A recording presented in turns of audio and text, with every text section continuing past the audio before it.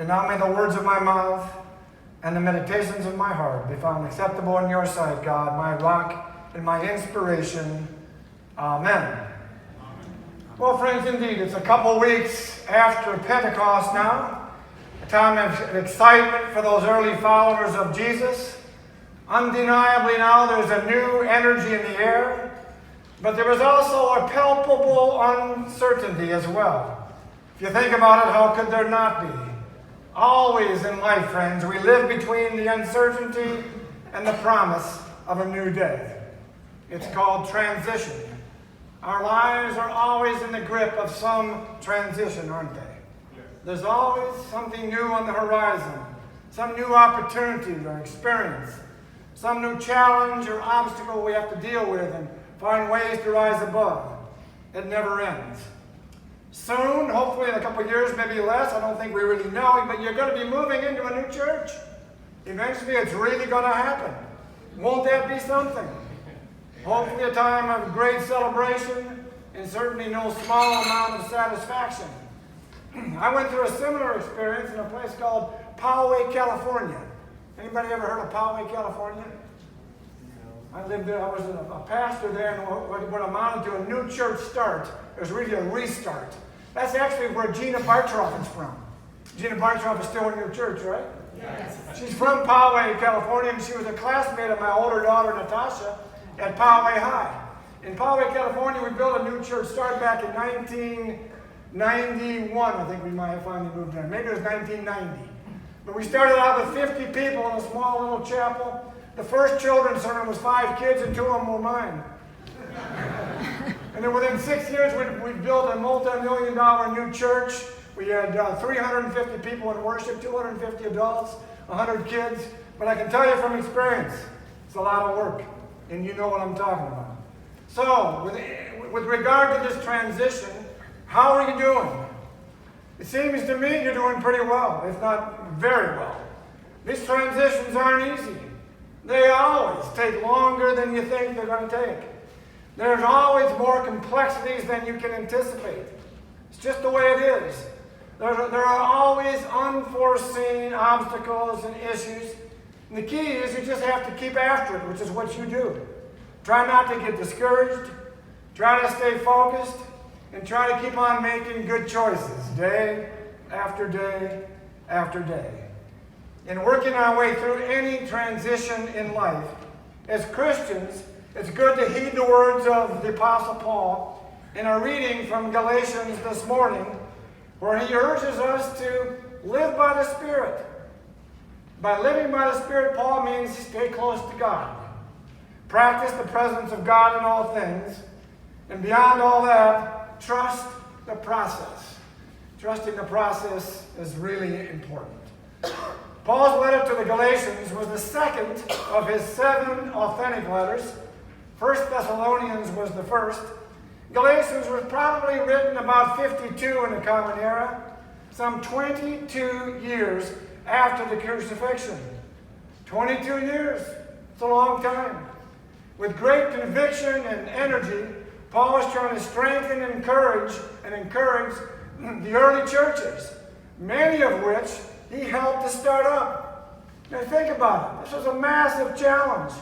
How could it not be? There wasn't any manual on church development that he could refer to. There weren't any new church start experts that he could turn to for guidance. Paul had to kind of figure it out, so to speak, on the fly. With all the challenges before them, Paul is exhorting the Galatians to remember the most important thing: faith working through love. And to experience this, Paul urges them to live by the Spirit. For Paul, the fruit of the Spirit, from our reading this morning, the fruit of the Spirit is love, joy, peace, kindness, patience, generosity, faithfulness, gentleness, self-control.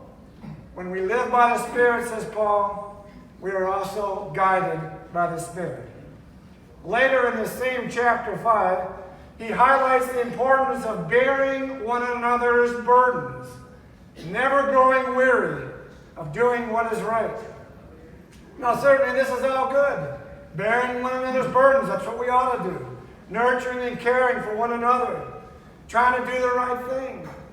Still, on another level, there's a very human side to all of this that sometimes leaves us feel lacking. Because sometimes, no matter what, doubts and uncertainties creep in. And we wonder, are we doing enough? And if so, if we're doing enough, then why don't we feel more satisfied? And more still, why do we sometimes even feel lonely or maybe even isolated? Doesn't seem to make sense. And yet we feel this way. Some years ago, Rabbi Harold Kushner wrote a book entitled, When All You Ever Wanted Isn't Enough. You may have read the book. We can relate to that, can't we? When all you've ever wanted isn't enough.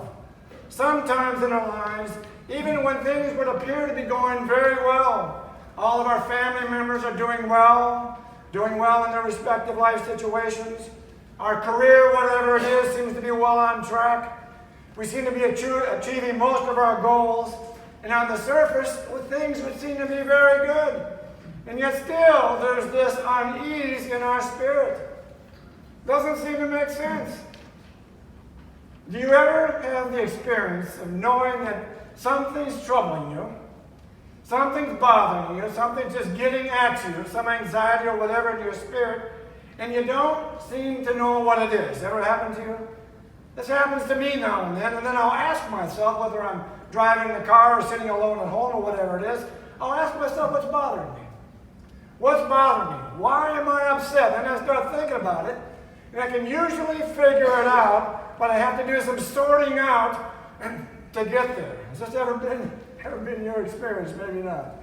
In Walker Percy's novel, The Gramercy Winner, Will Gray, the protagonist, confides in his psychologist, Dr. Scanlon. The psychologist, Dr. Scanlon, asks him, Willie, he says, Willie, what's the matter? I don't know, Willie responds. There's a pause. I'm not sure. I think I'm homesick, he laments. Homesick? How long have you been homesick, Dr. Scanlon asks him. And Willie replies, all my life. Wow. Homesick for Willie implies a certain dissatisfaction and anxiety with life. A desire to return to a time in our past that we remember as being simple and under control and unburdened. In these times of our lives, we need to nudge ourselves to live by the Spirit and to practice the presence of God in all things. We practice the presence of God, friends, once again, when we practice love, patience, peace, joy, kindness, generosity, faithfulness, gentleness, self-control. The psalmist has a good word for us here. He says, trust the Spirit. So often in our lives, friends, think about it, trust is the key. Let the soothing words of the psalmist, friends, wash over us this morning. The Lord is my shepherd. I shall not want. We hear these words and right away we feel a certain reassurance, don't we? Psalm 23. He makes me lie down in green pastures. He leads me beside still waters. He restores my soul.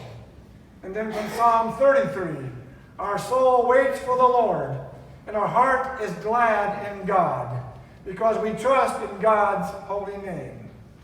Let your steadfast love, O God, be upon us, even as we hope in you. Friends, when we live by the Spirit, we trust. We trust. We trust the Spirit. And when we trust the Spirit, we trust the love. Again, this trust is the key to so much in our lives. To be honest with you, trusting the love is really a decision that we make. We can choose or choose not to trust the love. It's so important in our relationships, particularly with spouses and with children. Trust the love. It's particularly important in blended family situations, in the aftermath, for example, of a divorce or the breakup of a family. As we know, these can be very painful and difficult situations where feelings and hurt run deep. Often parents in these situations, understandably, they feel a little guilty. They have a tendency to overcompensate in the way they relate to their children. Can't blame them. Often, the children pick up on this and end up manipulating the parents, leveraging the guilt of the parents to their own advantage. Now, these are very delicate situations. In conversations over the years with parents in these situations, I just urge them to trust the love. Trust the love. Your children, they know you love them. Trust the love. It's also true in our marriages. Again, we have to trust the love. The key to all of our relationships is that we put ourselves as lovingly as we can into our relationships, into our marriage, into our relationships with our children and grandchildren. And then we just trust the love. Do the right thing. Make the right choice. Bear one another's burdens. Trust in the love, friends, is truly living by the Spirit. All praise be unto God. Amen.